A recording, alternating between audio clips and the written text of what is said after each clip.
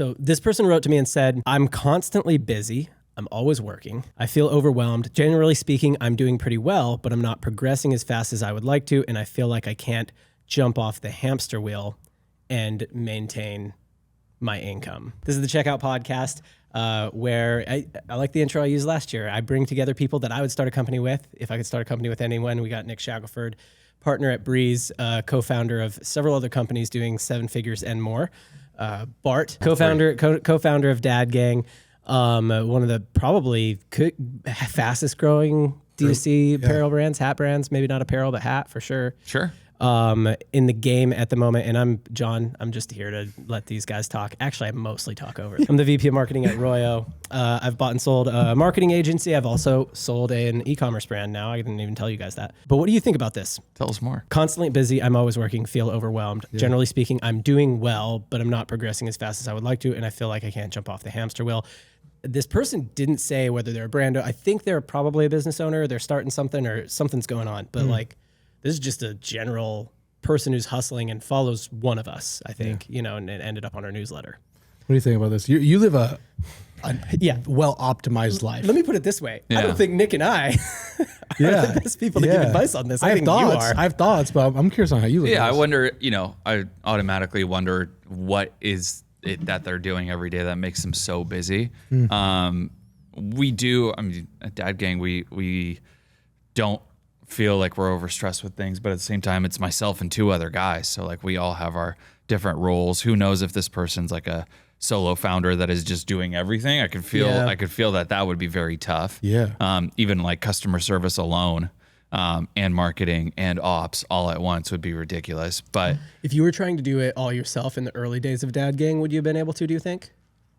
Maybe really early days for sure. You would have had to start hiring pretty early on. Yeah, hiring or finding partners or hiring even like services. Like we don't know where this person is, but like, using Rich Panel or like a customer service, gorgeous type of platform. It's kind of like, what are they doing that makes them so busy? And the other thing is that like people like to create busy work for themselves when there's nothing to do. Totally. So maybe this person does have breaks in their life, but they just keep looking for more. I've seen these types of problems, and I probably live in one of these problems, but I've made it optimized for how I want to operate. Yeah. So think about before I was optimized and doing less things, I was like, I really want to break this like economic barrier. And the only real way that you can do that is if to kind of do more. You have to do more with more things, or you make more from the current thing that you're doing. And sometimes if you're like, dude, I don't think I can make more with this thing, so you try to do other things. Yeah. But I feel like most of this time, this is monetarily motivated. It's not like, I feel unfulfilled. It's always like, I need to make more money. Right. If I really tie it back. Yeah. So I went and found their like info. Did a little back search on What'd you uncover? I don't want to blast them because they didn't say that we could, but I will say that it's a person who I think works full time. I think they like work at an agency. Sure. From what I can see, I think they're like a marketer. They probably follow you or just one of us. They're a marketer at an agency, but I think they're also trying to start their own. No, there's your answer, dude. I'm talking. So don't work for an agency. Don't work for an agency. No, this is tough. So we actually have a guy that I'm talking to, and he goes like, I work a 9-to-5 sales job, and that's what me and my wife and family need, respect. And he's like, I also want to build this brand, but I'm so limited on funds and limited on time I can allocate there. And I can't stop to go full time because it's not producing for you enough. And that answer is, that's how it's going to be. Yeah. You are in the grind until there's a very clear moment. Because I remember when I left Comment, there was a very, very clear moment. I'm like, okay, the numbers make sense. I can get there. I only need to do a couple more things. I can apply it. But there was already signals going, we had business, we had people, we knew how to do these things, and you made the jump. Like you literally made the jump into a brand that you own outright. You didn't join something existing. That's crazier, dude. Yeah, I think you guys I don't know. I mean, that an agency is always going to be busy no matter what. Always. Client calls, actually working on the brands and all this stuff, and then trying to build your own brand on the side. I'm not saying don't do it, because I kind of dabbled in that life for a little bit, but that's why I also have co-founders and hire, service agencies to help. But you have to also get to a certain point where you can do that. So There isn't like a definitive answer. Like, here's the thing to make yourself less busy. You're at an agency and starting a brand. Like, they said it should be that busy. Yeah. They said that they're doing well. So this person, they said, generally speaking, I'm doing pretty well. Yeah. Which makes me think that either they have low overheads in their life, or their job at the agency pays them well, Yeah. or the brand has some traction, or some combination of those three things. Okay, fair. And so I think what I would do is I would say, okay, does the job, I like to work backwards from ideal scenario. So ideal scenario here would probably be leave agency, go brand. I'm guessing that's what they want to do. I think that's what it sounds. So I would work backwards from ideal scenario and say like, well, what would it take to leave agency and go brand? If the reason that they're saying they're doing pretty well is because they have low overhead in their life, that's actually like the best scenario. Because then you can kind of like, if you've got low life overhead, you don't need much to carry yourself. So like if it only cost me $2,000 a month to live, like, well, you could like drive DoorDash and do your brand. Yeah. You know what I mean? It'd just cover your overheads. I heard this actually from a comedian of all places, where somebody was like, hey, what's your advice to early comedians? And he said, well, the biggest thing is like, don't try and monetize comedy at all. Like, find some, like, figure out the lowest overhead you can do for your personal life. Find some job that will provide for it, that you don't have to think about. Like, think as little as possible at that job, so that you can devote all of your thinking and time outside of that job to comedy. That's good. So like your brain power is only devoted to comedy. And I think it's the same thing with your business. You guys both went agency to your own business, but I think it is kind of this thing where it's like the agency helps your skill set, but the agency is also a stressful job that's making you a lot of money or clearing your overheads by a lot. And that, I think, is going to be, that's why you're like stuck on it. I guess that's why he's stuck on this. You know what I mean? Totally. I think the agency life is so much more emotional and energy sucking than most people understand. Oh yeah. Especially if you're like in the service and in the fulfillment and in the reporting. If he's leading a team there. Dude, yeah, you have people responsible for you inside the team and the clients outside of it. The extra mental oomph needed to launch anything off the ground is hard, man. And if you're okay, and if you have your nut covered, you got to kind of go all in on the brand. Or what it really is, hey, I'm going to do only part-time, or like, I'm only going to work this long. Yeah. It's okay if you cut my back. I understand that, but that is because of the decision I'm going to put in towards the brand. Dude, if we didn't have cash flow to start any of these brands, it'd be tough. Yeah. It'd be really tough sure. for the beginning. I mean, I think I've kind of said it. You're like, I thought it just looked like you had more to say, but No, I was just listening. But I mean, we've both done agency life. It's the craziest grind of all time. So add brand on top of that, like, dude, leave the agency. Yeah, I know. Or stay and be crazy busy until it pops. Yeah, the thing that he's wrote literally. the thing that he wrote is like, I'm doing pretty well. Cryptic. And I feel like I can't get off the hamster wheel without like digressing. And like, okay, if you're doing pretty well, then that means you have excess somewhere, you have abundance somewhere. So just work backwards from ideal solution of like, I want to go brand full time. That's why you started this thing, I imagine. Yeah. And it is probably monetarily motivated, but it might be motivated by freedom or whatever. True. Do we know if this person's in their 20s? Yeah. Oh, okay. What would it change? Just keep going. Yeah, dude, you just keep going. Be in the suck. Yeah, be in the suck. Yeah. Yeah. I don't know. And I don't know if they have a family either.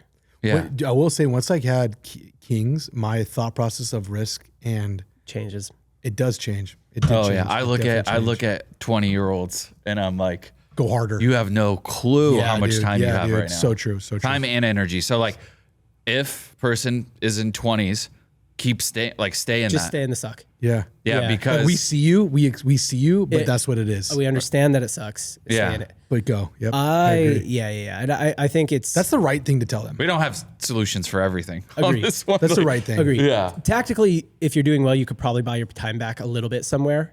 You know, I mean, also, are you editing the videos for your brand? Maybe you could just hire an editor and that would cut down your time. You know what I mean? Hire out some of these things and like allocate the abundance, which could be monetarily, to support and execute quicker and better. Yeah, it's not that expensive. It's not that expensive to hire an editor or something like that. So there is some stuff that you could do here, but it's basically, it's like one thing has to be the full focus. I think the hard thing that's going on here is the job and the brand are both full focus, and that's what's overwhelming. I knew so one thing's got to be full focus. Currently have a good friend, like late 20s, and she agency, one brand, full-time job, and then consulting on the side. super busy, loves it. Yeah. It's kind of like, I think it's your mental approach to it too. Like she embraces it. Like, yeah, I have a lot going on. It's fucking awesome. Yeah. Yeah. But that's a choice. You're like, I got a lot going on. Or like, yeah, I got a lot going on. I think this works backwards from your goal. I think if you narrow it down to one goal, what is the goal? Financial freedom.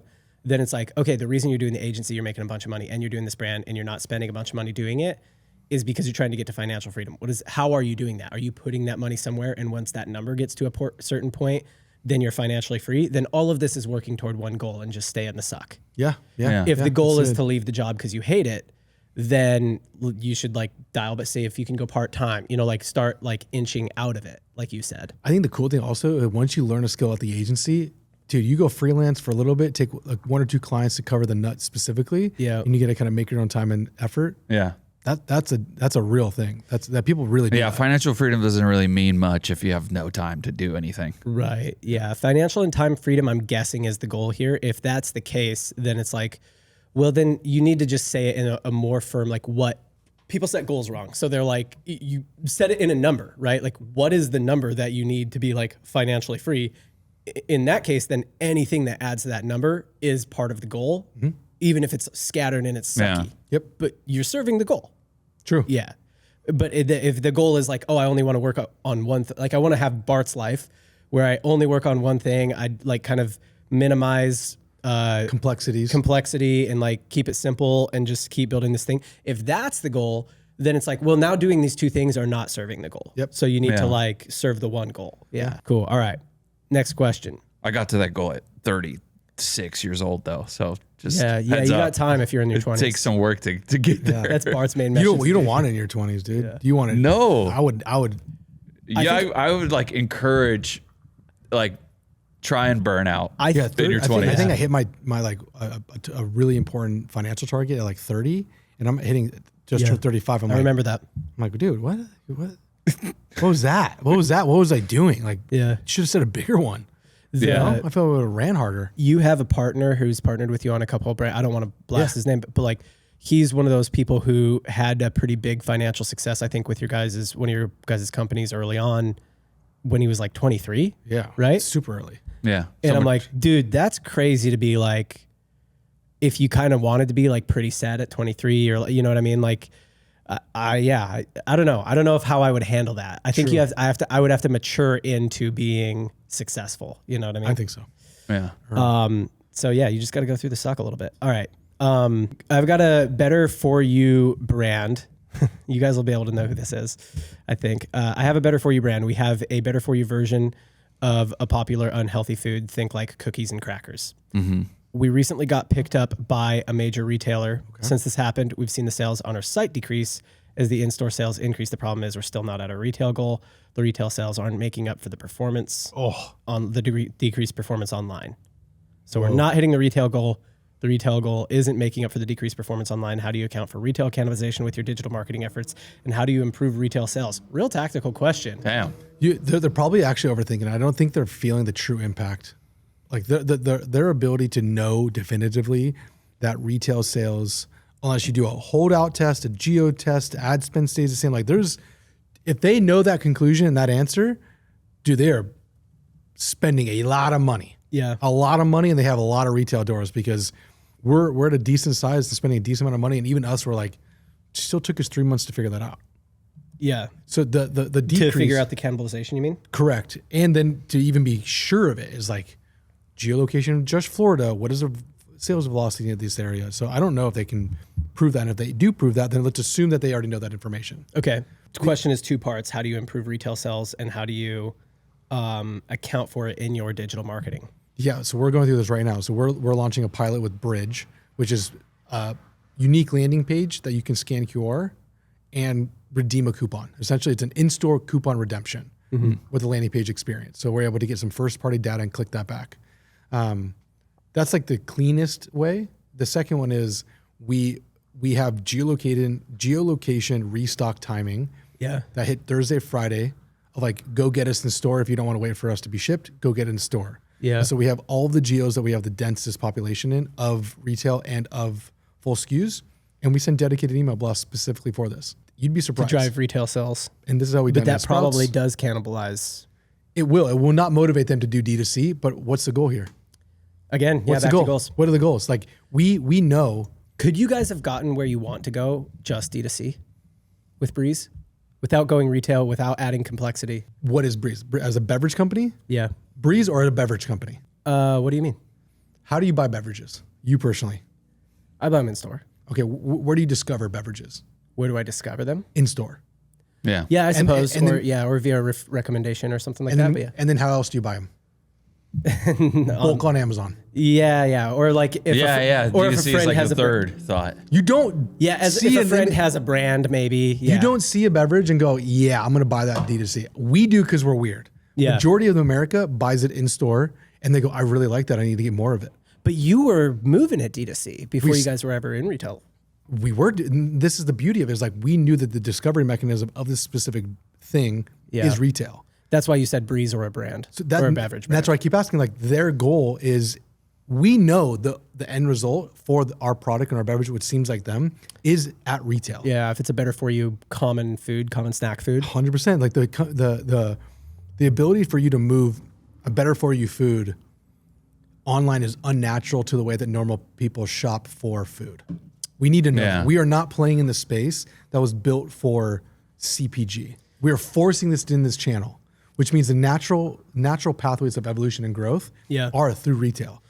I guess, again, to the goal, it's like if you could get to 20 million a year just selling your beverage online, which is unnatural, but just that market of people who will buy it online, or subscribe to it or whatever, you could get to 20 million a year and you're just like okay with that, then I guess you like could decomplicate it and just go like to this person's question. It's like, okay, you rolled out into this big national retailer. I'm going to assume that they're like all on board with like, oh yeah, like we're trying to go to the moon and that's why we're doing this. Mm-hmm. But like maybe that's my first question is like, did you just do that because like that was the path because you were supposed to, or did you do that because that's what you actually want to do with the brand? Yeah, it's true. Yeah, no, and the timing of which you do all the things. Yeah, like we didn't do retail until we had brand, and the brand was able to pull it through into retail, and now more people want it. Yeah, but if this person's already in retail, do cash conversion cycles. I think they are doing well already because I know who they are. Okay, yeah, so they're doing well D2C. They're doing well D2C. You have to stay D2C. The cash comes back so much quicker. Mm-hmm. Like the cash conversion cycle of us selling on D2C with subscription gives you so much more to play with so that you do get to do in-person, that you do get to do more pop-ups, that you can launch more innovation. Yeah. So you kind of got to keep, if they're churning, it's a natural CAC. Yeah. Like there is a blended CAC that involves retail, and that's a very, very difficult formula to build, which we're trying to build as well. Yeah. But ultimately, it's, they do want to become $1 billion brand or even retail. You're going to do that in retail. You think you go to 100 million direct to consumer in a who's done it? Snack category? Who's done it? I think in beverages. Even in apparel, like Oats Overnight has. Oats Overnight. Yeah. Okay. That. I mean, it's not like I have a ton of examples, but that's one. Heike didn't. No, not Heike. And they could have. I think Breeze. I think Breeze maybe could have. It would have taken much longer. Yeah. This is the hard part. Is like there's not enough examples of this. No Health Aid, no June Shine, all these guys that are like classic D2C movements. Yeah. Poppy didn't. None of these guys did it. They all did retail. How far did Poppy? But I think in snack it's easier than beverage. Beverage is so heavy. Think about that it's really hard D2C. Name a snack, dude. Yeah, even like sour strips didn't even get to that point before they got bought. Yeah, and they were retail. They were hardcore convenience. Wait, who did I just say before that? Oats Overnight snack. Yeah. No, I guess. So one person. Is that ready to drink? No. Is Oats Overnight ready to drink, or is it? I don't really. You can categorize it potentially on that, but even in that, man, I don't know. Yeah. No, I mean, Liquid IV. This brand, because I kind of do have insight into this brand. I'm like, I do think maybe they would have gotten to 100 million, but not to $1 billion for sure. We'll be 100 million next year. Yeah. Yeah, it would have just taken longer. Yeah. Taken longer. So yeah. Well, why go fast? Like that's like that. You could get to 100 million just D2C, like would you? I mean, we're trying. Slower. But just D2C? Slower. I don't think you guys would slower just because of who you are. Yeah, I agree. But somebody who it was their first brand, maybe I would give that advice. Think the one thing I will say, the cannibalization, we see this too in subscription. We see churn, but like I can get it down the street. Yeah. That's a part, again, that's a baked in CAC that have to happen. But because we have this crazy side we saw, it was like the fundamental decline of ad spend over the since July directly correlated with the amount of like units moved. Are they Similar. Are they doing things like, I don't know if you guys ever use like Aisle or Go to Aisle? Bridge is similar. Okay. Bridge is similar. Yeah. So I worked at a vitamin company that was like Amazon retail and D2C. And the thing we really made sure of was like both interactions touch each other, kind of. So like, Okay. that sounded weird. But like, interactions are explain, pretty sir. intimate. No, Go to Aisle is like you go to our website and then there's something that encourages you to go to the store. Yeah. And then you go to the store and there's something that encourages you to go back to the website. It's still coupon redemption. Yeah. So basically, there's some sort of like when you purchase, there's something on packaging that has some sort of like giveaway or something like that on the Insert, website. whatever. Yeah, and then there's something on the website that tells you about store or what. Yeah. No, like you literally scan. You're bouncing them back and forth between each other so that they're at least aware that they can, like, if you only do at the store, then like eventually there's something within that packaging that drives you back to the site. Yeah, at the end of the day, like beverage is a great example because it's going to be more expensive D2C because it's so expensive to ship. Yep. So like when it comes into retail, it doesn't make a ton of sense for people to keep buying it online unless they just don't care, you know? Yeah. But if they go to the store at all and it's at their store, then like, well, I'll just buy it when I go to the store like I do everything else. Right. Yeah. So I think food online is still like not quite there. I think it's still crazy. Yeah. I mean, there's some brands that have done well with it for sure, and this is one of them. This is one that I'm like always impressed with. I think They need to build a model though. Like they need to build a model that it takes into consideration maybe that's the question here. decayed CAC that they know they're going to lose from D2C. Yeah. But it still powers it. How long does it take to build a model, do you think? Oh, dude, it's taking Amy probably take us a month and a half. How much retail data? Let me rephrase the question. How long do you need to be in retail before you can build the model? Before you have enough data to a year? I don't know. Maybe a year. I don't think we have enough. We have to build the model. We have to build some sort of ideation. Yeah. We have some information. We have at least a quarter. Yeah. Maybe 2 quarters. Yeah. Okay. Cool. Yeah. I mean, I don't know if we really resolved their question. Sorry. How do you improve retail sales? Maybe that's. That is. Yeah. Go to aisle is a good one. Very directly, Bridge, go to aisle. And then there are retail campaigns that are motivating them from email. Yep. From email, you go from which you basically just accept the cannibalization of sending emails to get people to go into store. And you've noticed that those emails, like you actually lift test those. Like we send emails in these geos, store sales go up in those geos. Sprout specifically. That's almost any new one. And also you have to remember like all these like buyers are on your list. Like the Walmart buyers on your list. Our investors are on the list. So they're going to see it. So when we're doing a launching of Rayleigh's, you know you're going to get seen by Albertsons. Yeah. Like they're on the list. They're subscribed. So you do want to be a part of like, we're good with our partners. We'll run campaigns. Like we'll partner with GoPuff. So it is necessary. It's holistic. Yeah. I've seen the strategy too of like, I worked with Jones Soda. Who's, cool. Super cool brand. Yeah. Legacy brand. And it's like their D2C arm kind of only existed to lift retail, even at a small loss. So it was kind of like, we know the stuff we do for D2C, whether it's, running ads to get people to come to the site, just has like a digital footprint. But a majority of the language around it is go to the store. Yeah. Mm-hmm. Yeah. And then running ads with creative, that is people in the store and all that kind of stuff. Yeah. Yeah. It just depends how they set up their initial like thoughts around how the business is going to grow. Right. Goal yeah. issue. Like, are they committed to being like, we don't care if you almost have to be like, I think that probably the problem here is that they're saying like, oh, we want retail sales to come up and we want that to not affect our online at all. Yay. Right. And I think That's tough. Yeah. I think it's like, you almost have to be like, what do I ultimately want to do? If I want to be huge, then I need retail sales to be good. And I'm willing to just like sacrifice D2C sales at the altar of retail sales almost. Yeah. Are you making sure that you're getting every bit of profit out of every purchase on your site? A big thing I've been thinking about lately as the cost to advertise goes up is how do I maximize the value of a customer? And so there's really 2 things. I want to maximize their average order value when they are making a purchase on my site. I also want to maximize the repeat purchase rate and the speed of the repeat purchase rates. So a big thing people don't think about is how quickly their customers are repeat purchasing. They're thinking about how many of them are repeat purchasing, but not how quickly. Recently, I've been using Redo's post-purchase order tracking tool to make cross-sells on my order tracking page. So that means when I send the order tracking link to my customers, I'm making cross-sells on that page and they're getting product recommendations on that page. Now, this is pretty big because that order tracking email, that is one of your most clicked emails. So that is prime real estate. You got to be using that real estate to make cross-sells and make offers. Most people think of Redo as a return software, but they're actually sort of this all-around post-purchase platform. They're there to help you maximize profit from your past customers, period. The post-purchase experience is something I've been thinking about a lot lately. So I actually made a checklist. It's a 10-point checklist of the 10 things I do to maximize value from a customer after the purchase. You can grab that in the link below this video if you're on YouTube. You can click below to grab that, or if you're on an audio platform, you can of course grab it in the show notes. Just tap down there and you can get my 10-point checklist for maximizing post-purchase profit. That is an excellent alliteration. Let's get back to the show. When I first got started in internet marketing, we called it that then. Ooh, let's go. We called it internet marketing back then. I am live, babe. Okay. I was fueled by a mix of desperation to pay the rent and to prove myself to myself. Okay. Join the club. Now I have the type of brand that I would have dreamed about 12 years ago, but I'm constantly working because I'm afraid I'll lose it all. Does it ever stop? If so, how? No, that's what you do. No.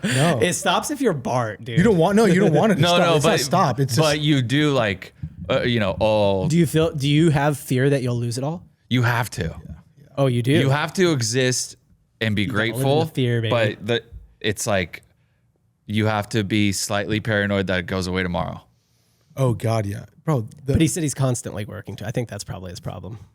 Dude, I remember Work opening. less. I remember opening up my ad account. I remember opening up my ad account in Home Depot Center on a hotspot. I left a soccer game for it because I know I had to launch ads. My time for this international launch. Like I do like This is when you were at Apple. This is when I was with Tim. This is when I was agency wide. Like I knew what I was doing, and you were always working, and it consumed you. But that was what I needed at the time to know it was possible. You were still playing soccer? No, I was watching a game. I was in the box, and so I was like, Oh, nice. I had to get there, but I had no Wi-Fi there, so I had to go to the car and hotspot it. So I get that, dude. The fear of losing it is why you wake up consistently to do it over and over and over. Really? You think? You don't think anybody gets past? What do you think would happen? Yeah, I think people do get. Some people get to comfortable. post-economic. Some people get to a post-economic point. I can like. Yeah, but they're still working on stuff. I know, Yeah. but why then? I mean, Yeah, I'll put it. Okay, You're the closest. You got to be the closest. I do think I'm the closest to this. Like I'm like one chapter away from like this. To where you're like, dude, I don't have to do anything I don't want to do. Exactly. So- And I'm choosing right now. My life is being set up in a way where I'm choosing it that way. I'm choosing to live this way because I know this is coming for me. And so I only want to be in relation with people that I want to be in, which is similar to you. Like you only want to do what you want to do. Yeah. You're not doing anything you don't necessarily want to do. Yeah. That's a goal. The goal. Well, and Yeah, there's you so do some many stuff. other Everybody things does some that stuff they are don't like wanna do, but yeah. much more important to me, like family and time with the kids and like doing those things.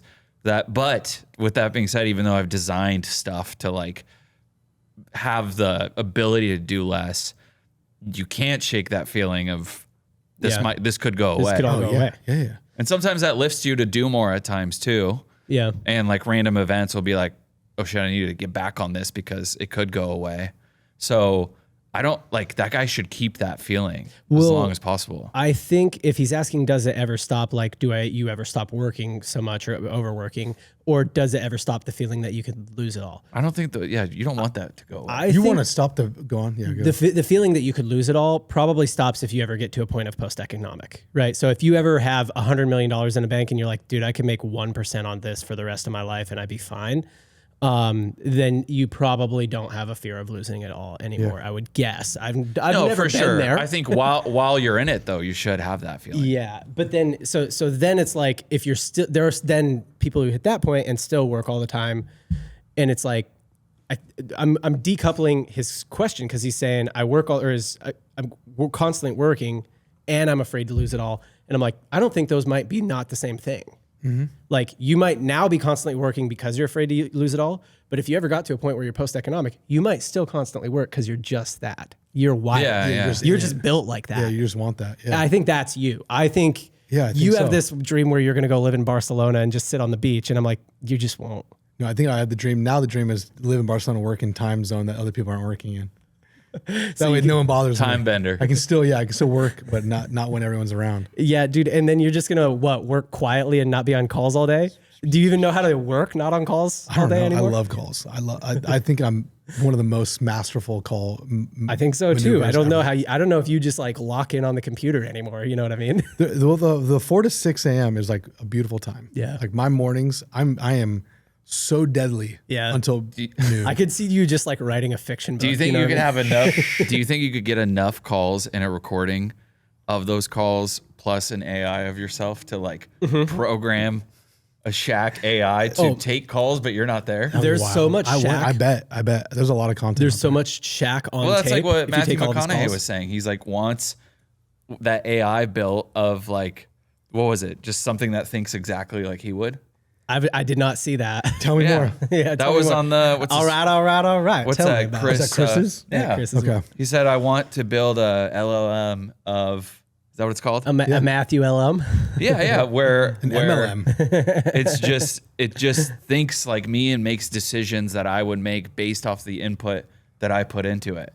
So like if you had 2,000 calls or whatever you want to call it, recorded all of them, fed them to an AI, then popped up the most realistic Shaq you could find. Yeah. Then you could take those calls and probably respond with. That's crazy. I'm gonna have to try and figure that out. Just the proxy Shaq. I'm gonna have to figure that out. That I think that would be. Dude, that would be a huge unlock for you because then you could be on 5 calls at a time. I swear, I took a sales call. That's what it is. I took a sales call the other day, believe it or not, and I couldn't tell. No way. Yeah. I was like, That's dirty. I think it's real, but the person and the like responses are a little too clean. Interesting. I still don't know to this day. I'll tell you guys later who it was, but I'm like, Wow. That's cool. it was good. I was like, I didn't buy into it, but Yeah. still, Some people might. yeah. Wow. Okay. Interesting. I'm curious about that. kind of surprised to hear that like just the fear of losing it all still drives you. I could understand you a little bit more just because you're earlier, you know what I mean? And Yeah. you're not, I guess Dad Gang isn't earlier than Breeze, but like Nick, I would say that you were like, had already had enough business success and like had built up the financial goal you're talking about that you hit when you're 30. We were working together when that happened. Correct. And I remember being like, I mean, damn, you're doing pretty good, dude. You're doing better than I am. Yeah. And so I'm just surprised that you're kind of in that still where you kind of feel like you could lose it all. Or to you, is it more like losing it all means that I let everyone else down? I don't actually fear that as much. I don't think that you feel like you're going to be like financially destitute. I think you might fear that like other people who rely on the businesses you create could be financially hurt. That would hurt the most. Like that's the scariest part of like, that's why I'm personally super slow to hire and very loyal all to a fault. Cause I'm like, dude, that's hard to live by.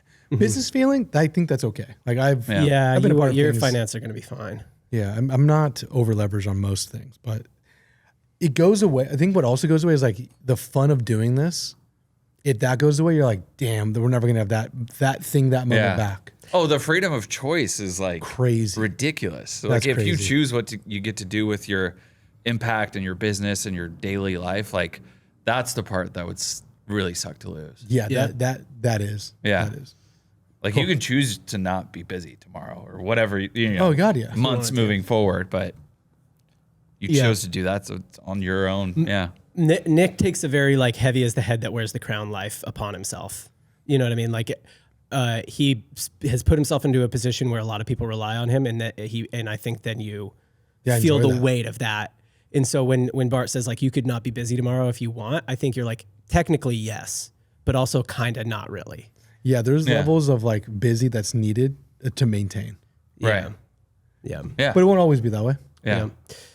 My dad's that way. He's retired like 3 times now. Just can't stop. The thing is, I think some people, this guy said, I'm constantly working and what was the things I said? I'm constantly working and I'm afraid I'm going to lose it all. I'm like, I don't know if those are the same thing. Like you're connecting those, but they might not be connected. He does have to like, but I don't put that losing it all feeling at the forefront. Like it's just something that's always there. Yeah. But it's covered in optimism. Correct. And like ambition and like knowing that things are going to work out. Yeah, that's the base fear. I know, but he might be a little like glass half empty. Could just be kind of pessimistic, you think? If he's marrying like his work with I could lose it all, then he's working like he's going to lose it all rather than, no, I've done enough today and it'll be fine. That's a good point. Yeah. I never feel like I've not done enough today. Yeah, you should find that feeling. You find that it's nice. It's a good feeling. You feel like you've done enough today? Yeah, when I do what I need to do. Yeah, I see. I never feel like I've done enough today. I feel like others always want more to do. Yeah. Shake that one. Yeah, but that's true. There always is more to do, but you need to. Yeah, I feel like I hit that. Have you ever been in the other where you're like always like, no matter how much I do any given day, there's always more, and I never feel like I've done enough? Or either of you guys have you ever been like that? The last time I was ever like that was what you're talking about is when I was an athlete. It's like I got the workout in, I got the physio in, I did the ice bath, I did my lift, I did my core, like I did all the things on the checklist, dude. Let me reframe that for you. It was like you put the work in to set yourself up best for game day, right? Like race day. You put your practice in for race day. In it being an athlete, rest and recovery is part of the checklist. Correct. Which as an entrepreneur, I don't ever think that. We are intellectual athletes that like there are seasons that we execute within, and there's seasons in which you recover. You cannot redline the entire time. Yeah. Well, I'm theoretically I know this. Like practice this. Like us as someone that's like a performer, like you have to.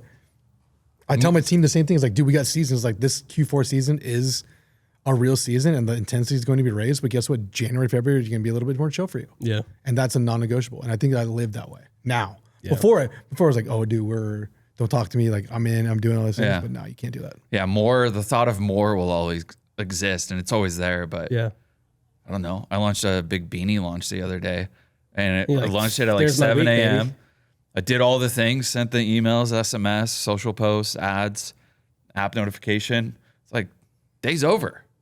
Yeah. Am I really going to sit there and over-optimize the launch that I've planned for the past 2 weeks? Well, what I would do is I would sit there. That's a game day, right? I would launch sit there. Is game day. Launch is game day. I would sit there and refresh the Shopify dashboard for a while. Well, we do that, but that's not work. No. I started my business, an e-com brand, last year after my company laid off a bunch of people. I still work there, but I wanted to start something on the side for security. I work hard on it, and the business has been progressing, and I've even taken some money out of it to go on a vacation with the family. The problem is my wife seems to resent any time I spend on the business. Oh. Should I stop doing it? I feel like I can't work on it less and maintain the momentum. Did she go on vacation? Oh, man. That's what I say to my wife.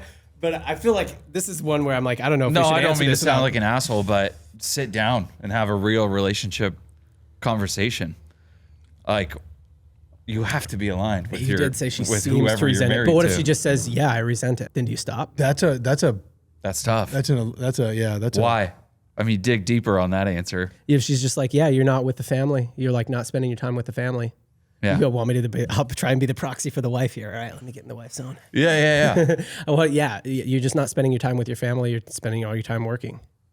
Okay, then why? Like he has to explain. This is like marital counseling at this point. I know. Why is he doing it, right? And I would think the answer there are people that work a lot to get away from their families. I have seen that, right? So if that's the North Star for that guy, then that's a problem. We're only getting his explanation here, of course. But it doesn't sound like that's what he's saying. And I don't think it probably is, but there are people like that. So if his response is to better the family, then like better their lives, that's why he's doing it right now. Yeah. Then that's a good answer. And I think they've got to figure out a way to align on that. For sure. To throw her some bail, because I'm pretty much on your side here, throw her some bail. She may not have agreed that this was the best way for them to better the family. Yeah. Like, she's like, well, I didn't agree that this is the way that we need to do financial security. You know what I mean? Like, I didn't agree that you should do this because you might get laid off from your job. Like, you just started doing this. And like, now I have to put the kids to bed every night or whatever it is that she's like upset about. Right? Yeah. Yeah, this is some conversation. This is more like relationship than business. This whole episode is these ones that people sent that I'm like, I don't know, like it's just mindset, I Life guess. advice. Yeah, I guess this is important. This is huge because you need. Let me ask it, frame a different question. Is your success as an entrepreneur limited by the willingness of your partner to like tolerate that success? Tolerate isn't the right word, but is it? I guess at our size, limited by like the willingness of your partner to support that success. Yeah, I think it's directly related. Or you're willing to get divorced. or you're willing, which happens as well. Yep. With ambition and targets and goals. The alignment, everything we're doing is relationships, whether it's on the brand side, whether it's like vendor side, whether it's product side, like it's all relationships. And if we live in a very volatile life based upon algorithms, the last thing you want is a volatile wife at home. You can't do like the stability of the home. That's why I find like some of the young bucks, they're like in Miami dating, doing all these things. I'm like, dude, that's a crazy life. Plus you're trying to do this shit over here on the digital side. Yeah. That's an even more crazy life. So you need stability in the home so that you can wake up and go do the crazy shit that we're doing. Yeah. That's a tough conversation, but that's a very real conversation because any economic growth, it's sort of like, do you want a traditional wife that sits at home? And if that's important to you, then guess what? You're probably gonna have to put more work in. She has to understand that. Yeah. Or if that, I think that's an agreement upon that they didn't have ahead of time. Yeah. That's what it sounds like. Probably, or he's embracing the suck of building a business and he's done, but maybe she didn't really right size what the suck was going to be in her mind. Like maybe they did agree up front, Fair, yeah. but she's like, I didn't realize it meant never getting your help putting the kids to bed, never getting your help with homework, never getting your help with dinner. You know what I mean? Dude, sit down and realign. I think it's a communication issue too. Yep. Like sit down and really hammer this out. Now let me ask you this: you're in dad gang, Yeah. all right? And let's say that this happened to you. You were still at the job. Dad gang Two wasn't- jobs, yeah. Yeah, dad gang wasn't doing well enough yet that you could leave the job. And you're getting this sense from your wife. You sit down, realign. But dad gang's got momentum. It's like there's something here. Yeah. And she says, I just don't want you to do it anymore. Oof. I would not marry somebody like that. That's crazy. As hard as that sounds. Like Well, I have people a change very over time. supportive You married her partner. a long time ago, right? Made sure those things are good before. Yeah. People change over time, though. Like, I guess, how many kids do you have at that point? When we got married? No. When at that point when you're Oh, when you're one and already one dad. on the way. Yeah. Okay. So that's like, that's a tight time. That's a tight time. yeah, I married my Packing orders, pregnant. Crazy. yeah, in the garage. I married my wife 13 years ago. If this was happening to me now, like I would have thought 13 years ago, she is that kind of ride or die type person. But she's like, yeah, but we got 3 kids now. And if it means I'm never getting help at night, I'm not game anymore. You know what I mean? And I think that'd be an understandable change. Like we say, I would just never marry a person like that. I'm like, no, different answer. What if she did say that? People can change over time from the time you can marry them to the time this happens. Oh yeah. But I'm just speaking from personal experiences. Like I've married somebody that's like supportive of anything when it comes to like bettering yourself, bettering the relationship, that kind of stuff. Yeah. And encouraging. But You're like Jordan Peterson, doing the Jordan Peterson. I'd never be in that situation. no, Yeah. it is true because I don't know. It's like, I think sometimes couples just need to sit down and like hammer out his reason for doing it and her reason for not enjoying it. And then find some sort of solution around that because we don't know the like kid scenario or where they're at with. Sure. Yeah. I don't know any of this. I'm projecting. Or you could just have a hater wife. This is why I'm asking. Which is true. Those exist. seen that. Those exist. This is why I'm asking. I think people avoid that conversation because they're afraid of the answer they're going to get. Yeah. So I think if he's avoiding the conversation, it's because he's afraid she's going to be like, yeah, I know we said this, but it's just too much and I need you to step back. Which is also And real. he doesn't want to. I'd rather chat than just build tension. Like Yeah. that's all you do and by avoiding it. But I'm saying if he gets that answer, It's a hard what answer. about you? Like, would you, if you got that answer, would you have stepped back or would you have been like, no, I can't? We just went through this. Yeah. We went through this from a financial standpoint. I was like, this is what we have to do. And she's like, are we good? I'm like, yeah, we're good, but it's gonna suck. And she's like, all right. If she would have said don't, I would have been like, well, I'm not doing it. Because that was the agreement of like, Yeah. I don't need her to understand why. I need her to have trust. And if she didn't have the trust that it was gonna benefit the family, then I think I would be like, whoa, okay. Yeah. That's a me problem. I think that This guy shouldn't keep like living in this state. Oh yeah. For the family side. he said, Yeah. I think my wife, or no, what did he say? My wife seems to resent that any time I spend with the business. Yeah. Look, Anytime's aggressive too. Like Yeah. just a little bit of focus on it. well, probably what's going on. I'm reading between the lines. Probably what's going on is she resents any time only because he spends so much time. Yeah. So then it's like, even if he's got to do something quick, she's like, Here he goes Dude, again. this is like an agree upon, like, all right, what are the hours that I do get? Maybe it's sort of like I feel maybe guilty. that is maybe he needs to have shifts. Because Wake up earlier. I feel I don't- guilty if it's funny. Someone put it was like, I'm not going to take time away from my wife and my kid if I'm not having enough discipline to get my shit done. And like when you frame it that way, it was like, if I don't get to the gym in the morning, I'm not going to go 4 or 5, 6 when she needs a break. Yeah. That shit's when you have to think about like, am I being selfish and chasing something for myself and not playing into the family unit? That's a real Yeah, there could be question. other stuff that he's just not saying here, but I do think that what I was trying to get at with like that question where you're just like, nope, wouldn't be in that situation. I'm like, I think before you have that sit down, you got to be ready for whatever the answer is. Yeah, of course. And then decide what you're going to do. Like, dude, I mean, look, I'm not saying that you should divorce your wife, but if you're like, if she says stop, I'm going to say no. And if that means we aren't married anymore, that means we aren't married anymore. Yeah. Then that's fine. I wouldn't do it that way. I would be like, if she said stop, then I would stop. Right. And I would say, all right, well then what is it? Like I kind of, when I made the decision to marry my wife, I decided that if she ever gets to a point where she's saying like, look, I cannot sustain like this, I don't want to be in this relationship anymore. If you continue to do this, then whatever that thing is, I must stop. Done. Yeah. You know? And that's the promise you guys made. Yeah. And then that's what I figured when I married her, and no matter what that thing is. So that was like, even I was like, what if she told me at that time to stop running? I was a prospective Olympian, right? Yeah. Like, what if she told me to stop running? I don't want you to run anymore. You'd be like heartbroken, but you stop. That was the commitment of marriage. Luckily and my wife is kind of like this where she will, cause I get very into things. Yeah. Where she's like, dude, you care about that thing more than you care about your family. Mm-hmm. And I'm like, yeah, I mean, it's just always on my mind. I don't care about it more than I care about my family, but it's always on my mind. And I can understand why you think that, you know?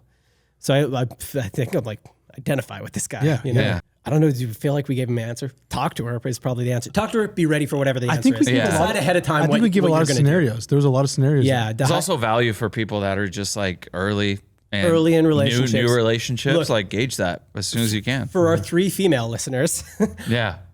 if you're marrying a motivated guy, or for our male listeners, if you're marrying somebody who is like a hustler, be warned. You know, like There's also like actually the third option is if you have a strong marriage and a strong foundation, and all it really is she gets annoyed when you work on this side thing, then you can also grind it out, and hopefully this thing will pop for you. Yeah. But like you can grind It's out that probably going to be even that if you annoyance. talk, it's probably going to be that. Yeah, you can grind out that annoyance and that kind of like, you Tension. know, yeah, and you know, eventually make her understand that all of that was worth it. Yeah. But I think first and foremost, like sit down and chat about it. Okay. Even if you do talk, it's probably still going to be kind of some of that. Yeah. Well, we travel a lot. That's like our thing. That's what she's saying.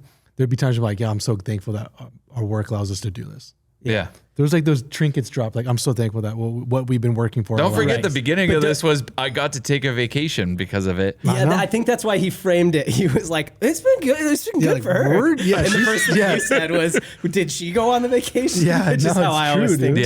Too. Yeah, Yeah, I think, but I also am like, I'm discounting the idea that like we are able. Like my wife loves Disney. We come at least once a year. I know. Yeah, we're big Disney, and it'll be on a moment's notice. They'd Like, be like, yo, I'm going to be there Wednesday. I'm like, dude, what? I can't do anything. yeah. I was in San Diego. You're like, should I drive down to the event? I'm like, I don't know. Dude. yeah, It's not no, a I close was like- drive. then I was like, no, I'm not. I shouldn't. That's the exact kind of thing that it's like, no, you should be with your family. Yeah. That point, I'm glad I didn't tell you to get down here. Okay. Yeah, but yeah. So it's like they like it in the, but still, it's like, is it going to be frustrating for her when for my wife at least, when she's got to put the kids to bed by herself, Yeah. and she's got to do dinner and homework. He could shift things By around themselves. too to like put family first a little bit more. Yeah, you could try. Yeah, you could. Right. Yeah. Work late when they're out after they're in bed. If you know, how bad do you want it? I You think wanna the grind it? dad, does he have kids? Do we know? No, I'm putting myself there now, but you know, I if think it's the just- dad gym schedule is super important, by the way. Yeah. 4 Like or 5. 4 or 5. That's 4 your or 5 time. or late after everybody's in Oh bed. my God, I read the most powerful thing yesterday. It was like, if you're going to take somebody's time, take yours. Yeah. Yes. And it's like, yes. so that's not to sound like a douchey gym podcast, but that's like why I wake up at 5 every day, because I'm like, I'm not stealing their hours. I'm stealing mine. Yeah. I could have slept 2 more, but I'm just going to, I know I got to like do something active in the morning or like work on a launch in the morning. I'm not just going to like steal it from them. I'd rather just take it from myself. Yes, sacrifice some sleep, but I'd rather do that than like sacrifice a marriage. Amen. No, you're spot on. Back to goals, right? Yeah. Yeah. Is your goal to build this thing no matter what F anybody who gets in your way? Is your goal to like live a happy life with, is it all for your family, right? Like what is it for? Yeah. Your point. Yeah. Put me on game. What are some of the segments you're creating that other people don't usually create? Recently, we did a big collaboration with an NFL player, and I wanted to segment around people that actually cared about that at all.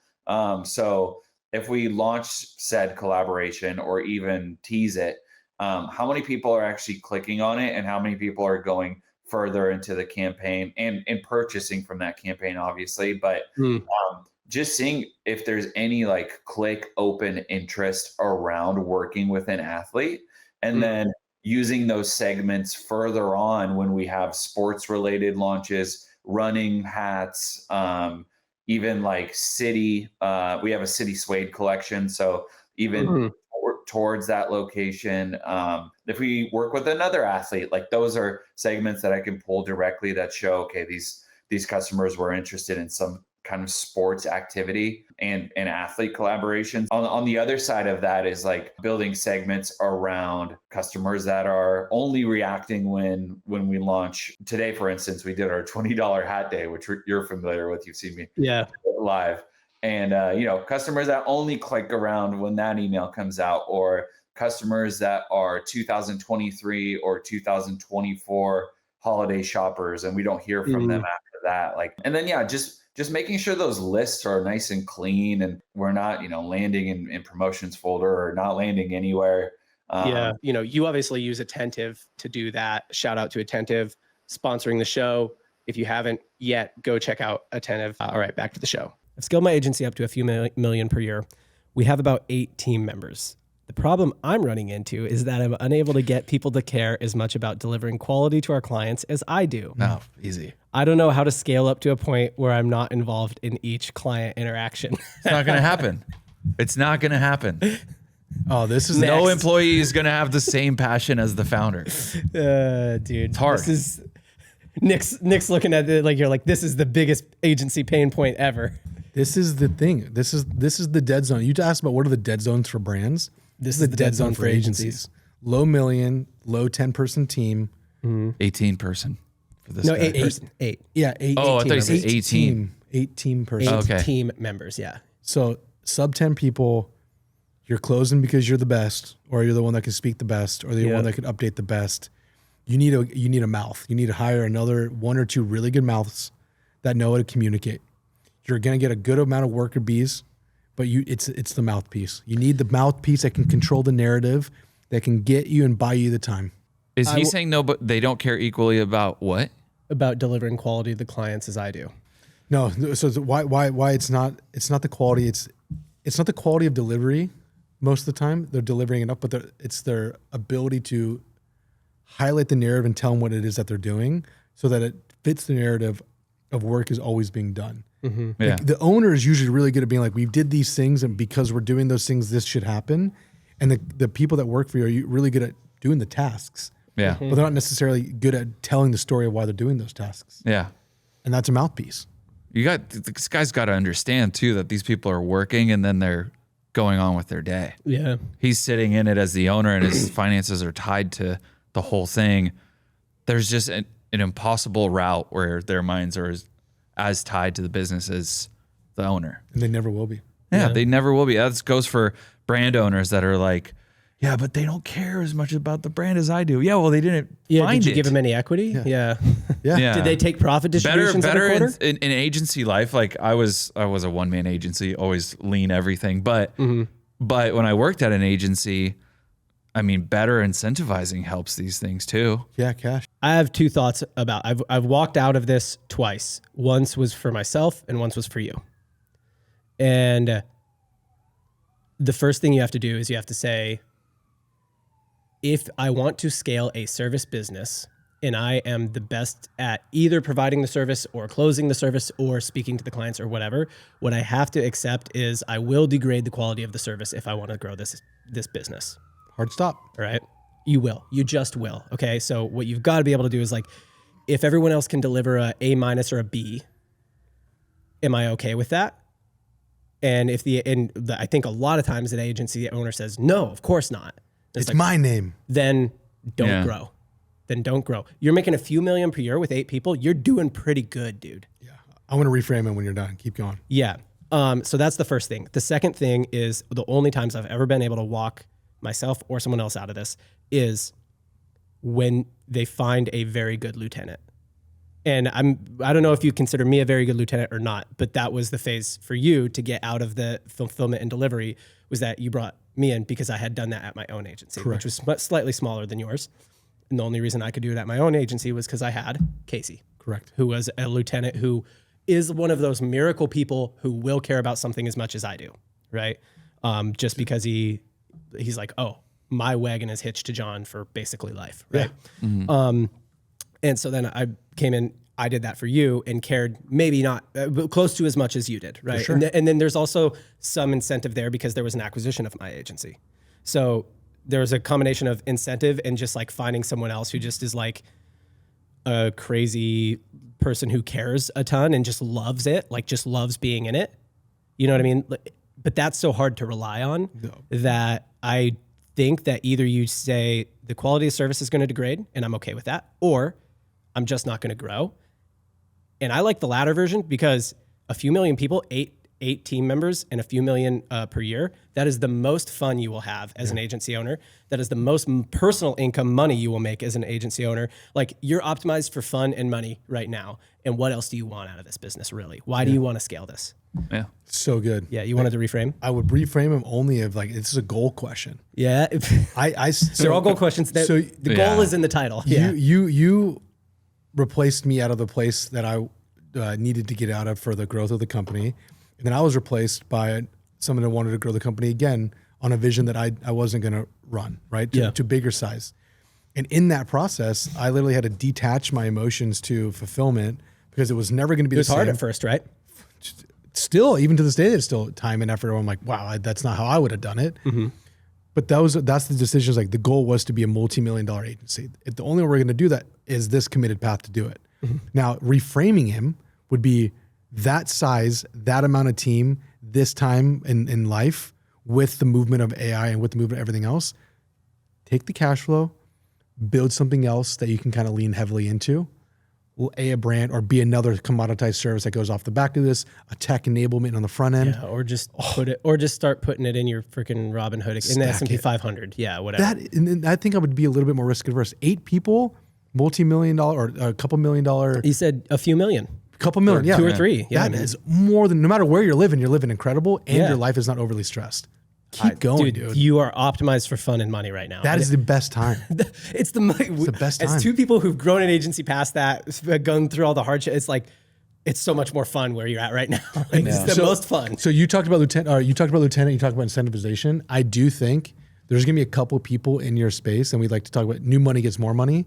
If you can give them a little bit of an incentive to grow these areas and take more off of your plate, that's usually cash at this size. Yeah. It's usually cash. And then outside of that is, cool, you want to manage, you want to build a team that's your shit, and that's you can be an entrepreneur. Mm-hmm. We'll cover you. What does that look like? That would be the next thing. Entrepreneurship is big, and then what else can you offer? So another thing you could offer me was like stages, access. Yeah, like I wanted to build my personal brand, which ironically, when you get into that role of like being the lieutenant, you have no time to write, you have no time to do any of that stuff, right? But it's like you got to get there, then now you're there, and you're like, cool, I got to talk about that. Yeah, but then it's like I don't have any time to talk about it. Nope. I'm like doing it, which is fun. I heard actually the other day, like Stephen Bartlett said, his like main guy, he's like, dude, he should be posting on like somebody was like, he should be posting on LinkedIn or Twitter, like because everybody would love to hear from him.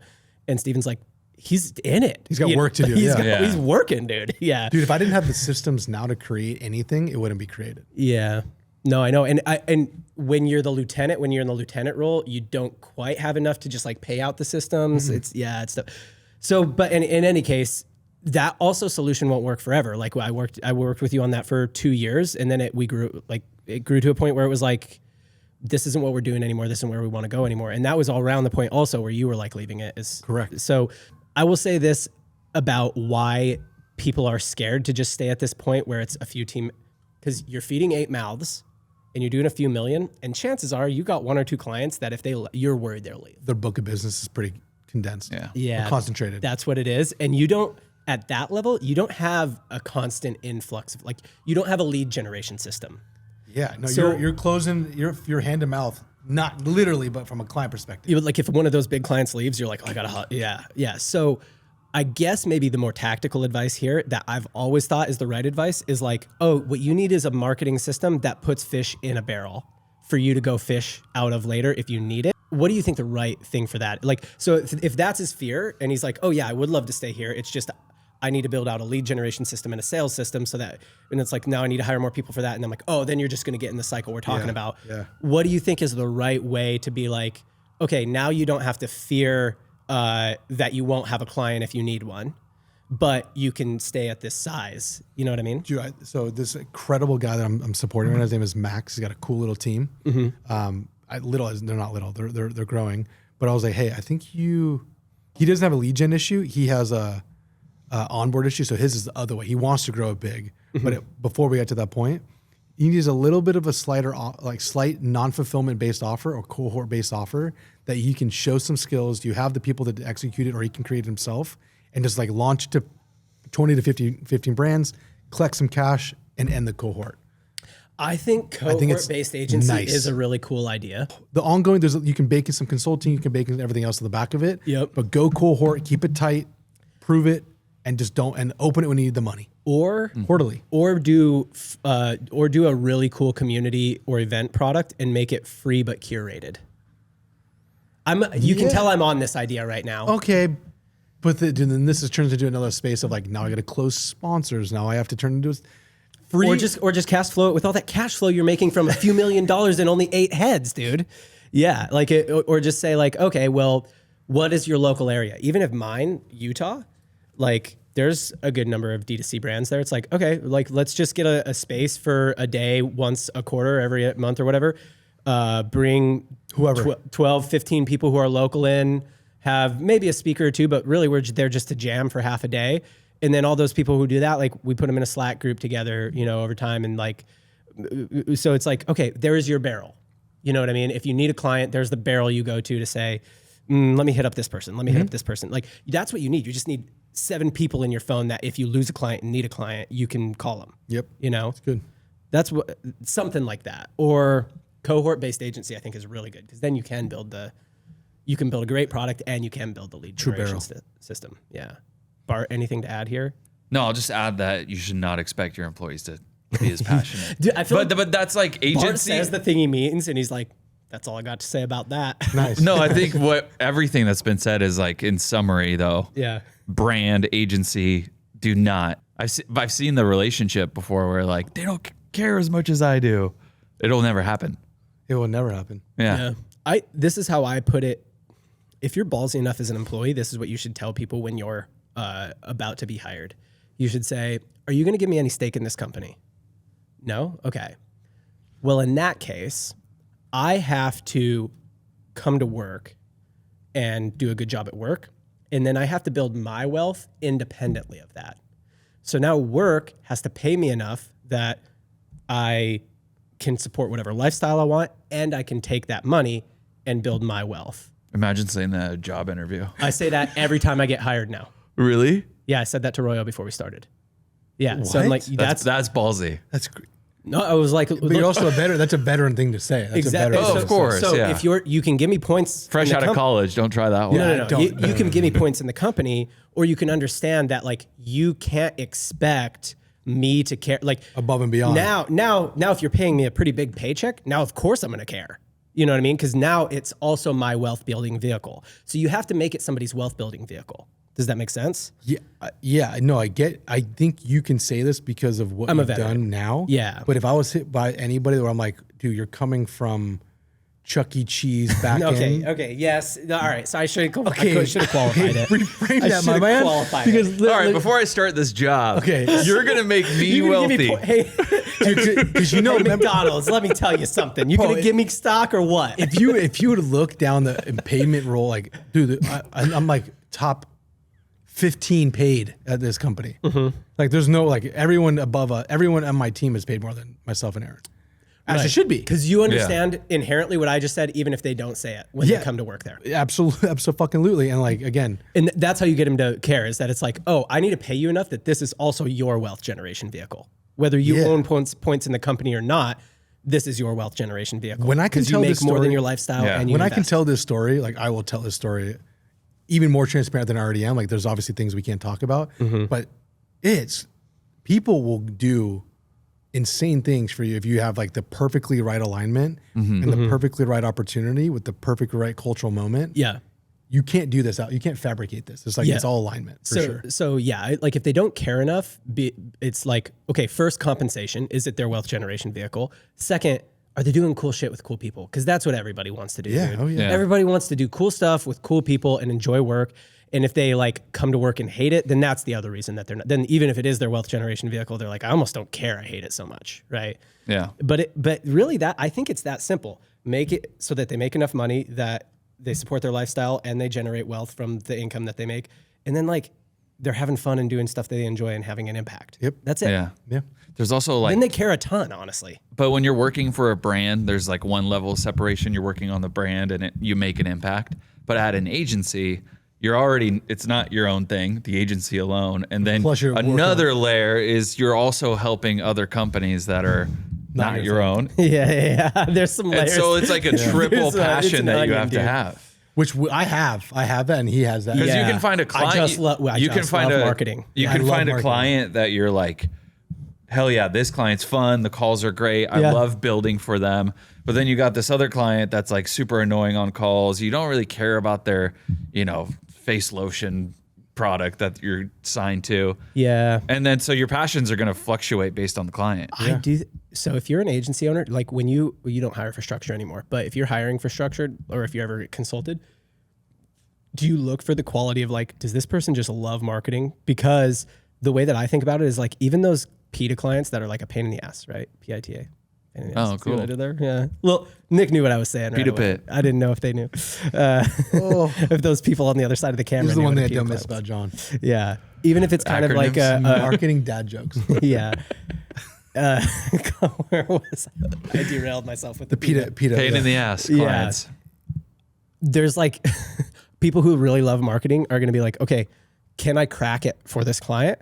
And then even when they crack it, the client's not good. The client's going to not chalk it up to them, but it's like them knowing they cracked it is like kind of enough for they're like that. But Yeah, you got to be a did it. different sicko for that I passion. think And that's what like, I think there's I less. think Nick's kind of like that too. I think Yeah. there's less people in the space from because now I'm not hiring for structure, but hiring for a lot of other people's. Or what I've been finding lately, I get a lot of final calls like, "Yo, can you talk to this guy? I'm about to hire him." I've been doing it a lot more for, for close friends. Like, can you just run them through some questions that that I can't sometimes even too. think of? Yeah. Which is that's a great call. You should do that. There's a lot of people now that I'm noticing this at the higher like 200, 250. I want their thought process. Like there's some roles where I'm like, I need you to be a gun and manage this and be a David who's going to be ridiculous in the ad accounts, going to understand how to crack things. Or I'm like, I really like the way that this person is thinking. Yeah. And they bring all these things into context. The role really dictates the depth in which they need to be at. Yeah. But the higher end, the more expensive people, you're like, damn, that's nice. Like the way they're thinking, that's really cool. Yep. Other tactics you use to drive incremental revenue on the app. Yeah, Fuego also has great segmentation. So people that have opted into getting like full screen notifications, people that have, opted in because of a certain launch or they're high notification openers, they don't swipe away. You can build really active segments within Fuego. So I use a lot of the segmentation within Fuego, similar like you would with an email or SMS software, but using those and building out your segments in there really helps. We've been talking a lot about how to drive revenue through your app this season. You use Fuego for the Dad Gang app. We highly recommend Fuego amongst all of the e-commerce D2C company app builders. So go check out Fuego. That's going to be linked up in the description of the show and all that good stuff. All right, back to the show. How would you grow a local HVAC company? I don't know how this person got into our audience. Oh, this is sick. Go for it. You seem How would you grow a local enthused. HVAC company? Right now I do Google ads. I get referrals. I also have some high school kids who knock doors to get us business. What else should I be doing? Dude, number one, Doing the already right things. hustling way more than most HVAC people. Whoa, dude. Yeah. That I wonder why they didn't put Yelp. They didn't put Yelp in that. Yelp Maybe they- ads? Yeah. You can. I didn't even know you could advertise on Yelp. Dude, I don't these are- advertise of my course. e-commerce brand. These are the on Yelp. craziest. Yelp reviews. Like this is a hostage situation. Like Yelp will hold you hostage as soon as you get a little bit of traction. They're like, you're starting to get reviews. By the way, you're going to spend this money and do these things. Yelp ads is one of the best ads. But Brandon Fink is growing a local HVAC right now. This is a lead gen, and this is a lead gen and call center situation. You're running ads and you're calling them up as fast as possible. Yeah. That is all it is. And then it's reviews. AI Every tools, single, you need as many reviews. You might even get an auto dialer that just goes straight to voicemail. I mean, there's, I think a lot of like quick call, like call them in 60 seconds is what everybody says. And I think there's AI tools that can kind of do that for you now. Yeah. And you can go right to text message. You can go, Yep. I do think there is, it is Grow a not local necessarily, HVAC company. it is not necessarily door knocking because of what's going in, but there's door, I don't know. I don't think door knocking is a play on that one. Door knocking, it sounds like he didn't give us any context on what's working and not working. But if he's door knocking, I just don't know how you're door knocking for HVAC. Because like, are you door knocking and be like, yo, is your AC broken? Like, hey, how's your heater doing? So he must have some sort of offer at the door where he does an inspection or something like that. Could be. Which I love. Maybe he's going to like non-AC neighborhoods. Yeah. Those exist. Yeah, maybe. Yeah, like he's never mind. Gonna self-filter that joke. Good. He's going to certain, like I bet he has some sort of offer at the door that is more of like an inspection or something. And I'm like, oh, I love that because that's differentiated. All the other HVAC people in town can also run Google Ads. They can also run Yelp, and that is what they will do. But they probably won't build a door knocking team. That's a like hard thing to do for an HVAC company. And I think when you're in a commoditized thing like that, it's like, ooh, what can you do that's like really hard that the other ones won't do? I think making, just going back to content, if he can like lean into organic content around HVAC stuff, or like why a good HVAC system is important to your home. Mm-hmm. Have you seen any of the TikTokers who are just like yeah. There's workers? electricians making plumbers. I have a friend who's a brick, like a mason. Yeah. And he's crushing on my buddy. Crushing it on TikTok, that's dude. amazing. No, his brand deals, he made like 75,000 from brand deals last year. I'm like, what'd you make at work? And he's like, well, I'm like a foreman, so I make like 150. I'm like, you made you made 1/3 of your income from your brand deals. He's got 80,000 TikTok followers. Different industry, but one of my best friends is the biggest chiropractor on TikTok and Instagram. Oh yeah, I know. And he launched a brand, right? OC Chiro, yeah. And he like, we used to like just talk back in the day on like, make some content, dude. Like start cracking backs, put a mic on somebody and like make content around that. He's a funny guy. Yeah. And like he's booked out for like every year. He's just booked out for 80 appointments a day. 80. Do you think amazing? But it's because he added a little humor, a little education. Is he the one that like he always gets guys in the comments who are like, would never let my wife go to this guy? Yeah. He's good looking, which helps for sure. Yeah, he kind of looks like Ryan Reynolds, right? I'm not gonna give him that credit on this podcast. No, there's like one of them. I don't know if it's him or another one where it is like all the comments are always dudes like never let my wife go in here. Like that's go amazing. Here. Yeah. Yeah. No, but HVAC's different. But I think that's an industry that kind of stays away from social media in general until now, where like the younger electricians and plumbers are making like really eye-catching content. So this guy specifically asked what else, and my question to always that is like, is it else or is it more? So not necessarily like what else, but what more could I be doing? But assuming he is maximizing in all of these categories, here's what else. Yelp. To me, if you are door knocking already, that means you've created some kind of front end demand generation offer for an industry that is usually a demand capture industry. So usually if it, problem happens, they reach out. Problem happens, they reach out. It's like plumbers. But if you're door knocking, that means that you've created some sort of door offer for people who are not necessarily reaching out. Facebook ads. Local Facebook ads are not hard. Like you can crush. Yeah. So if you already have the offer, then maybe run Facebook ads for it. And then content, maybe my question to wrap this one up, because he did ask else, and I think what else, and I think we've answered that.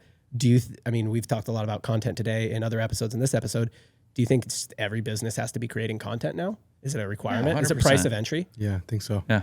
The floor is lifted. Anything that's consumer, at least. Even anything. How do you discover? If you're a 3PL, you need to create content? Yeah. Yes. Oh my gosh. I have a 3PL that makes amazing content. If you make the motors for if you make like a small electronic part that goes inside lawnmowers, do you need to be making content? No. Yeah. Okay. So not every business. You but found most. one. Yeah. Okay. Yes. What about the guy that makes a bun that sits on top of the hat? Yeah, make content, dude. I would love to see that. What systems do you guys use to manage your team and make sure everyone is working on the highest priority things? Okay. On the brand, we have department leaders, department quarterly goals, and then we have bi-weekly leadership syncs on goals, major moments, right? Major moments that we're all operating towards. Yeah. And then we have financial reporting hourly, and we have goal tracking Hourly financial reporting. Hourly financial reporting. That's unique. Hourly pacing, hourly CAC, Wow. hourly channel spend. What happens with that? Like, is that information? Somebody's giving you that, or you're reading it. That is delivered in a thread every single day on marketing Within the hour. On the hour, every hour. I'll show you. And on what? the hour. And it does all of that data that's coming in hourly? Does anybody ever action that? Like, Of course. Why wouldn't in the you? last hour, the CAC went up by $1. Everybody, stop what you're doing. Well, definitely not $1. Like Okay. it's like CAC is 102. What's broken? CAC is What's CAC 49. normally? Right now, 52. Okay, so if it went from 52 to 102 in the last hour, then What's broken? What's Everybody not spending? stops. Or if pace Okay. or if pace on the hour is slowing down, you're like, do we lose an account? Like that shit's real. do you guys run a bunch of accounts? Is that why? No, you have to. I see. But- yeah, okay. Would you do But that? not even that. But not even that. Listen. It's Yeah. not even because of the industry that we're in. But like we're not building the brand to spend 5,000 a day. We're building the brand to spend hundreds of thousands a day. That could be $10 an hour. Yeah. I want to know if that's fucking working or not working. Yeah. I want to know if like we're gonna miss target this bad, and I've watched the last couple of days, pace is not working. Guys haven't cracked anything. I probably need to light up a couple emails. What do you mean? Would light up emails to who?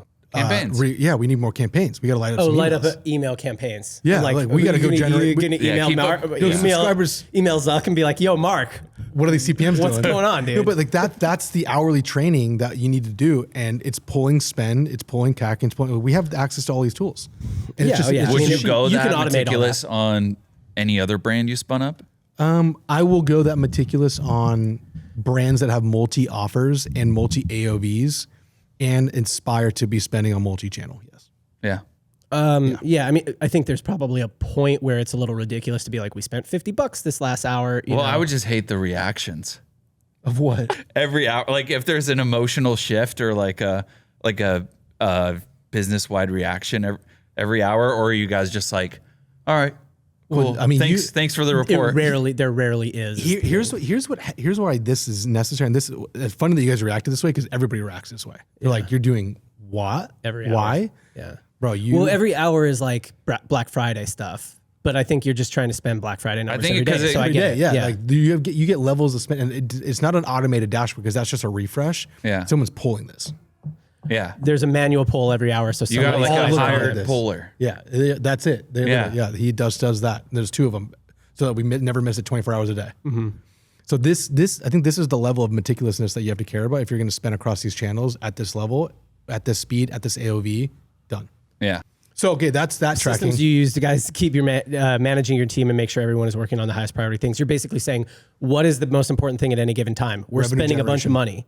All right. So we're spending a bunch of money, and that money is supposed to be making us money. So we just have to watch that all the time. That's the marketing team, right? And then you have innovation, so the central tool we use is Asana. We all have a shared calendar across Asana that's owned by individual departments that marries into one. So that way retail, digital, email, and paid can all activate at the same time. And then everything is done through Slack, and external partners are email. Department leads and departments heads, how do you make sure they're focused on the highest priority things? Because I think they're the ones, especially where it's like, oh, there's this initiative and this initiative and this and that. And like, that's where I think focus gets spread a lot because we have a lot of things we want to try. I still think it's two buckets: revenue generation and revenue preservation at all times. Some teams live in the preservation, some teams live in the generation. There's a million things you could do to do either of those. But okay, not really. It's like I have offer, I have creative, I have spend, I have conversion rate. That is generation. Preservation is what?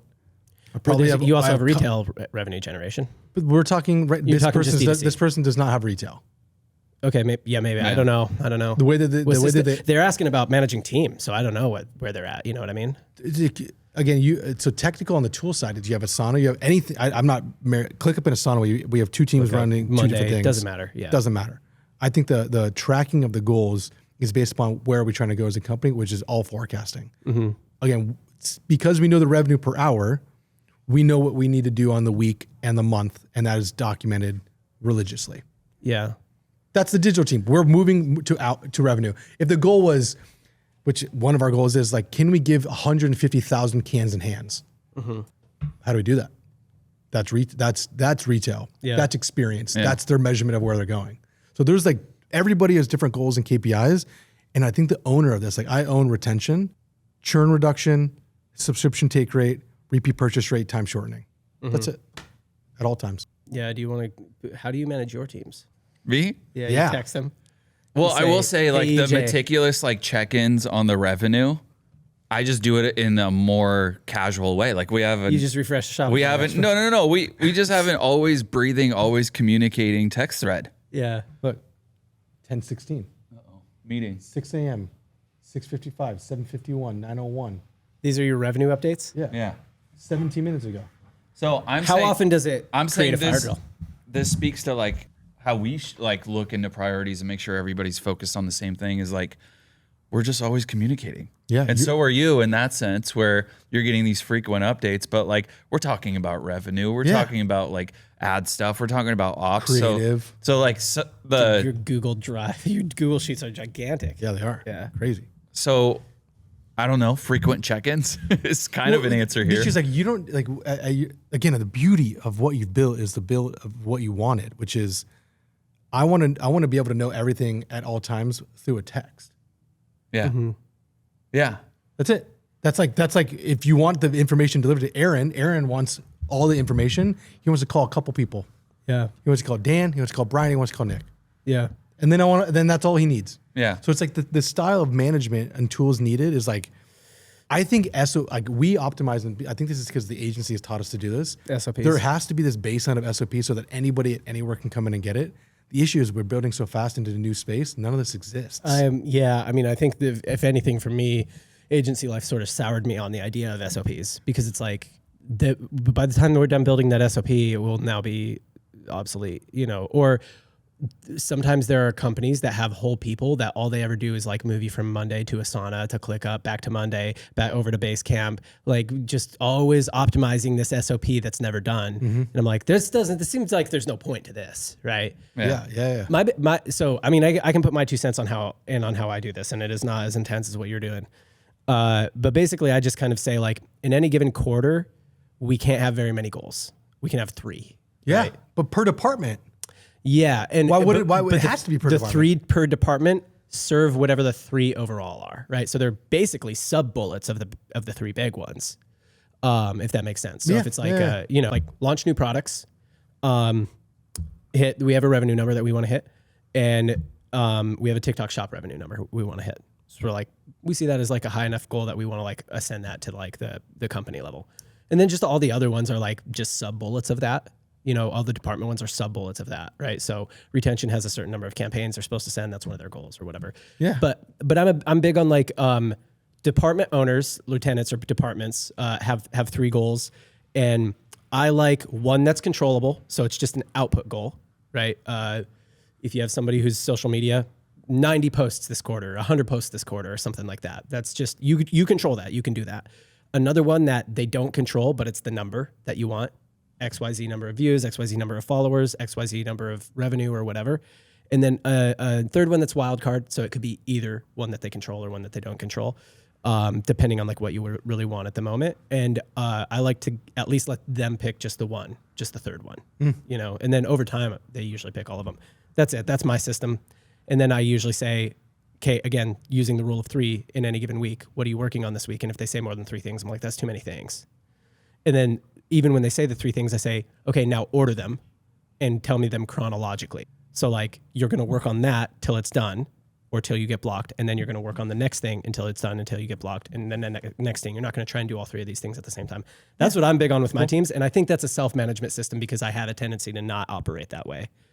So now I'm making all of my team just be like super focused too. And even if they thrive the other way. That's a great framework. I think that's the episode. Yeah. Yeah. Sure. Those are cool questions. Yeah. Yeah. No, there Those were are all deeper questions. all the I like deeper, it. like, what do I do about my marriage stuff? And we're like, yeah, let us tell you. Yeah, we're We doing know. it. Okay. If you've watched 2 episodes and this is your second episode and you liked them both, hit subscribe. If you've Yeah. only watched the one, wait till another episode and subscribe on the next one.